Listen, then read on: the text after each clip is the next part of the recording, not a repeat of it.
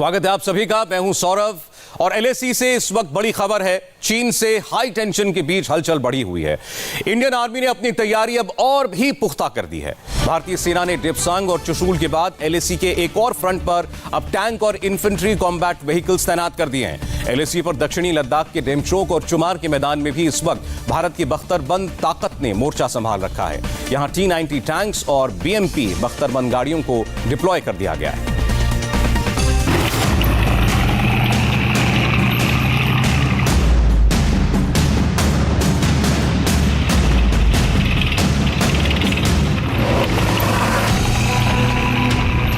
-40 degree temperature में भी चीन की हर चाल और हिमाकत का मुंहतोड़ जवाब देने के लिए हिंदुस्तान के जाबाज शूरवीर 100% रेडी हैं। आने वाला मौसम कठिन और सख्त क्यों ना हो, हमारा हर एक सोल्जर और इक्विपमेंट वेल प्रिपेयर्ड है। जय हिंद। एलएसी के करीब हिंदुस्तान की सेना के ये गरजते तोप 14,500 फीट की ऊंचाई से भी ऊपर हिंद की सेना के हाई जोश और चाइनीज आर्मी में खौफ के सबसे बड़े सबूत हैं। भारतीय रणबांकुरों की जुबान पर जय हिंद और जोश हाई है। जय हिंद। मैकेनाइज्ड इन्फेंट्री सेना का एक आधुनिक अंग है जिसके पास हर मौसम और हर ट्रेन में काम करने का अनुभव है। हाई मोबिलिटी, अम्युनिशन और मिसाइल स्टोरेज होने के कारण यह लंबे समय तक इंडिपेंडेंट लड़ाई लड़ने की काबिलियत रखता है। मैकेनाइज्ड इन्फेंट्री का गनर एक बहुत ही ट्रेन सोल्जर होता है जो अलग अलग तरह के आर्मामेंट को फायर करके की क्षमता रखता है। जय हिंद। जैसा कि आप जानते हैं कि मौसम का इंजन के ऊपर बहुत असर पड़ता है। फ्यूल और क्लाइमेट को देखा जाए तो इंजन की जो पुलिंग पावर है उसके ऊपर काफ़ी असर पड़ता है। यहाँ का टेम्परेचर माइनस, ऑक्सीजन की कमी और फ्यूल की फ्रीजिंग होने के कारण फ्यूल की जो बर्निंग पॉइंट है उस पर काफ़ी असर पड़ता है, जिससे फ्यूल क्या है काफ़ी बर्न होने में टाइम लेता है। इसलिए यहाँ पर 3 तरह का फ्यूल का इस्तेमाल किया जाता है जो कि हमारे पास हर समय रिक्वायर्ड के मुताबिक स्टोरेज किया रहता है। साथ ही ये इक्विपमेंट अत्यधिक सर्दी और हर तरह के मौसम के अंदर ऑपरेशन करने में सक्षम है। जय हिंद।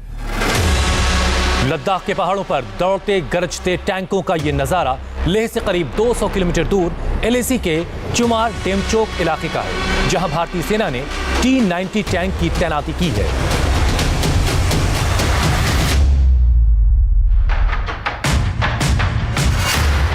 ड्रैगन आर्मी के दुस्साहस को चूर चूर करने के लिए T-72 टैंक भी तैनात हैं।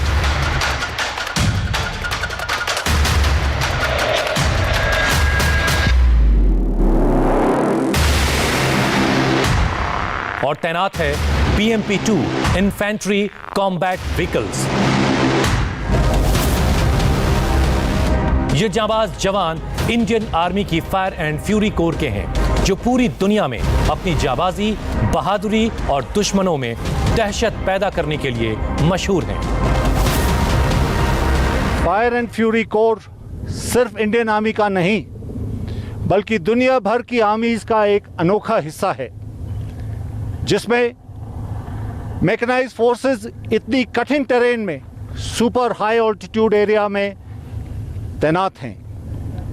टैंक्स, इन्फेंट्री कॉम्बैट व्हीकल्स और हेवी गन्स का मेंटेनेंस ऐसी कठिन टेरेन में बड़ी चुनौती बन जाता है। क्रू और इक्विपमेंट रेडीनेस को इंश्योर करने के लिए आज हमारे सभी लॉजिस्टिक अरेंजमेंट्स अपनी अपनी जगह पर हैं। तस्वीरें आपने देखी और इन तस्वीरों को देखकर एक हौसला पैदा होता है कि चाहे चीन के मंसूबे कुछ भी हों, भारतीय सेना इतनी सक्षम, बलशाली और तैयार है कि वो किसी भी खतरे से निपट सकती है। हम आपको सीधे लद्दाख लेकर चलते हैं, जहां से अभी आप ये रिपोर्ट देख रहे थे।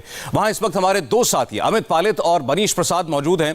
अमित, मेरे मन में सच बताऊं तो सबसे पहला सवाल तो यह है कि कौन सोच सकता है कि हजारों फीट की ऊंचाई, दुर्गम पहाड़ों के ऊपर टैंक चलेंगे। भारत ने काबिलियत कैसे हासिल की है, वहां तक टैंक पहुंचे कैसे, यही समझ में नहीं आता।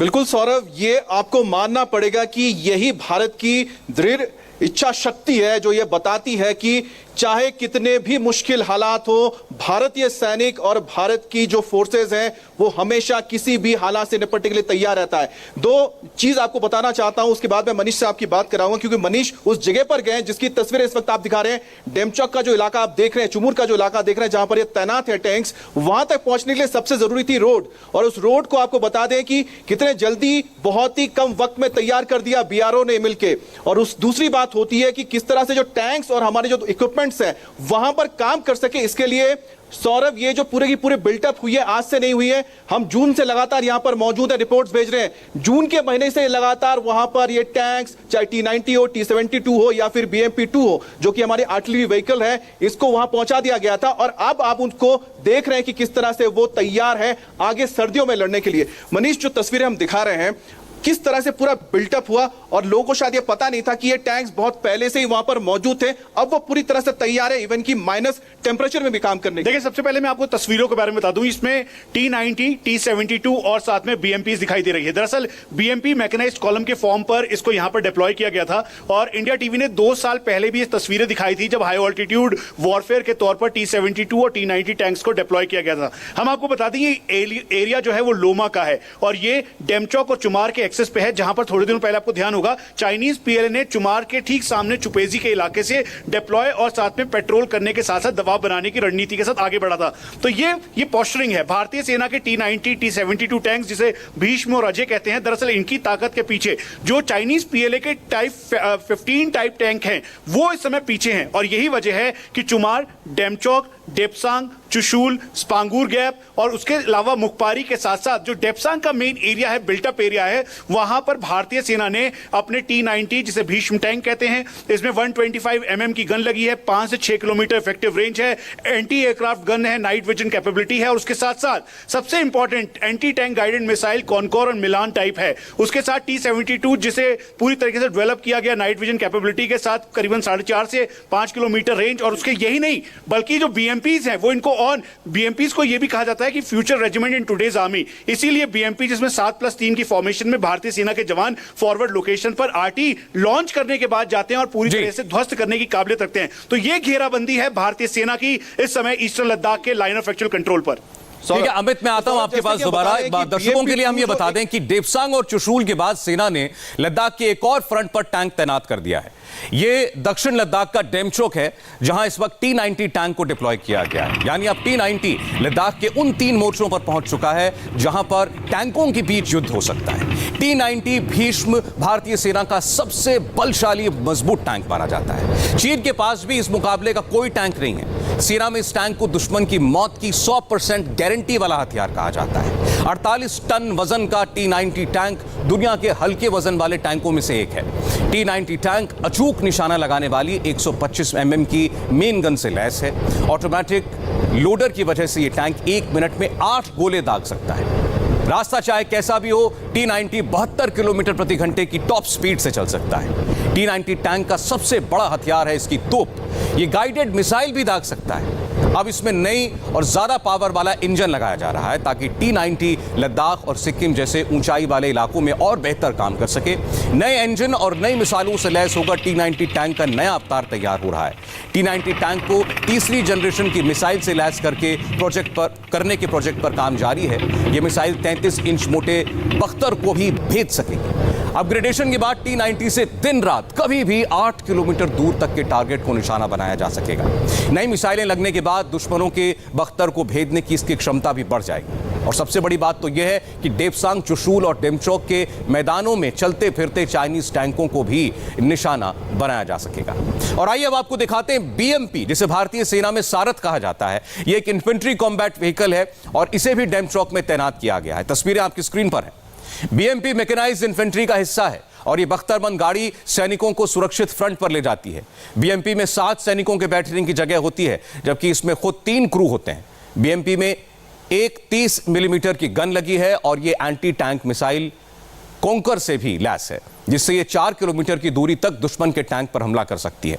65 किलोमीटर प्रति घंटे की रफ्तार से ये तेजी से दुश्मन के इलाके में घुस जाती है। भारत ने 1980 के दशक में ये बख्तरबंद गाड़ी रूस से खरीदी थी, लेकिन अब ये भारत में ही बनाई जाती है। डेमचौक में इन्हें तैनात करने का मतलब है कि भारत सिर्फ डिफेंसिव नहीं बल्कि आक्रामक रणनीति के साथ लड़ने के लिए तैयार है, और युद्ध हुआ तो भारत LAC को क्रॉस करके तिब्बत में भी चीनी आर्मी के ठिकानों पर अटैक करेगा। अब अमित और आपसे मनीष, एक चीज और हम समझना चाहते हैं। देखिए, ये भी आम लोगों को समझ में नहीं आ रहा होगा, और जो लोग खास तौर पर कभी लद्दाख नहीं गए हैं, अपनी आंख से नहीं देखा है कि पहाड़ों में टैंक और ये बड़ी बड़ी BMP गाड़ियां चलेंगी कैसे। तो अगर आप हमें वहां की टेरेन बता सकें, भारत की तरफ कैसी टेरेन है जहां पर हमने टैंक डिप्लॉय किए हैं, और LAC के दूसरी ओर यानी चीन के इलाके में किस किस्म की टोपोग्राफी है? आपको बता दें सौरभ की सबसे पहले लोगों को समझना पड़ेगा कि जिस तरह से जो लद्दाख का इलाका है, सबसे पहले समझिए कि लद्दाख एक बहुत ही कह सकते हैं कि ये हिमालयन प्लेटू है, मतलब पठारी इलाका है हिमालय में, जहां पर पहाड़ी भी है और कुछ प्लेन्स भी है। और प्लेन्स इसलिए बन जाते हैं क्योंकि वहां से नदियां गुजरती हैं तो वैलीज बन जाती हैं। ले जैसे भले ही प्लेन नजर आता है लेकिन ये 11,000 फीट की ऊंचाई पर है। उसी तरह से जो डेमचौक और चुशुल का इलाका है, यहां पर भी आप जब जाते हैं पहाड़ी है, पहाड़ है, लेकिन जो उसकी हाइट है वो थोड़ी फ्लैट मिलती है, और इसको पठारी इलाका कहते हैं ना, तो थोड़ा सा आपको प्लेन मिल जाता है, लेकिन उसकी जो ऊंचाई है करीब 4,500 फीट की ऊंचाई पर है। तो मनीष, जिस तरह का जो टेरेन है, लोग समझ नहीं पाते हैं कि आखिरकार इस टेरेन में कैसे टैंक लड़ाई कर सकते हो। टैंक को लड़ने के लिए मैदानी इलाका चाहिए होता है, और आप इन इलाकों में गए हैं, तो लोगों को समझा दीजिए कि वहां की ज्योग्राफी कैसी है। देखिए, सबसे पहले तो 826 किलोमीटर का लाइन ऑफ एक्चुअल कंट्रोल जो कि चुमार से शुरू होता है और फिर वो सीधा दौलत बेग ओल्डी, जो कि 3 अलग अलग जो कंट्रीज हैं उसका एक ट्राई जंक्शन है। तो ये पूरा एरिया में खासतौर पे जो हाइट्स हैं वो 19,500 फीट से लेकर 20,000 फीट तक की हाइट पर है। और यही एडजॉइनिंग एरियाज काराकोरम पास से भी, जिसे आप ये समझ लीजिए पूरा लद्दाख को आप कोल्ड डेजर्ट समझें, और इसीलिए हाई ऑल्टीट्यूड एक सबसे बड़ी चुनौती है। लेकिन हम आपको ये भी बता दें कि जो बिल्टअप है, दरअसल चाइनीज PLA के जैसे ही रणनीतिक तौर पर चाइनीज PLA ने अपना बिल्टअप शुरू किया था मई महीने से, उस दौरान जो भारतीय सेना की यहां पर 2 डिवीजन है वो तैनात थी। एक डिवीजन सियाचिन यानी पाकिस्तान की तरफ देखती है, और दूसरी डिवीजन चाइनीज PLA और चाइनीज PLA की मूवमेंट देखती है। लेकिन उसके बाद 3 और डिवीजन को यहां पे किया गया, और कुल मिलाकर 50,000 सैनिक, जिसमें भारतीय सेना के आर्मर्ड कॉम्बैट ग्रुप को यहां पे डिप्लॉय किया गया। जो भारतीय सेना के T-90 टैंक्स, जिसे भीष्म, और T-72 टैंक्स अजय कहा जाता है, वो तैनात थे। यहां पर BMPs भी तैनात थी। अब स्ट्रेटेजिक तौर पर 3 बड़े बड़े पैचेस हैं जहां पर आर्मर्ड टैंक्स यानी T-90 की सीधा टक्कर चाइनीज PLA के Type 15 टैंक से है। सबसे पहला चुमार और डेमचौक का ये एरिया, उसके बाद चुशुल जिससे ठीक सामने मोल्डो का एरिया पड़ता है, स्पांगूर गैप का एरिया, और फिर डेप्सांग के ठीक सामने का एरिया। ये 3 वो पैचेस हैं जहां पर अगर बैटल होता है या अगर रणनीतिक तौर पर वॉर या प्रेशर बिल्डअप किया जाता है, इसीलिए चाइनीज PLA ने अपने इन्फेंट्री कॉम्बैट व्हीकल्स को यहां पर डिप्लॉय किया, अपनी आर्टिलरी गन्स, यहां तक कि रॉकेट डिवीजन को डिप्लॉय किया। उसी को काउंटर करने के लिए भारतीय सेना ने पूरी स्ट्रेटेजी के साथ एयर डिफेंस मैकेनिज्म के तौर पर। जी सौरभ जी जी ठीक। फिलहाल आप दोनों का हम शुक्रिया करेंगे। मनीष प्रसाद और अमित पालित पिछले कई हफ्तों से लगातार लद्दाख से रिपोर्ट कर रहे हैं। इस वक्त वहां की स्थिति क्या है इन्होंने अपनी आंख से देखा है, और इसलिए ये आपको सबसे बेहतर तरीके से समझा सकते हैं कि अगर सामने चीन के दिमाग में कोई भी खुरापात हुई तो उसका कितना मुंहतोड़ जवाब उसको मिलेगा। हम लगातार उनसे बात आगे भी करते रहेंगे। फिलहाल धन्यवाद मनीष प्रसाद, अमित पालित आपका। और राजस्थान का डूंगरपुर हिंसा की आग में क्यों जला, ब्रेक के बाद सुरभि शर्मा के साथ देखिए डूंगरपुर से ग्राउंड रिपोर्ट एक्सक्लूसिव।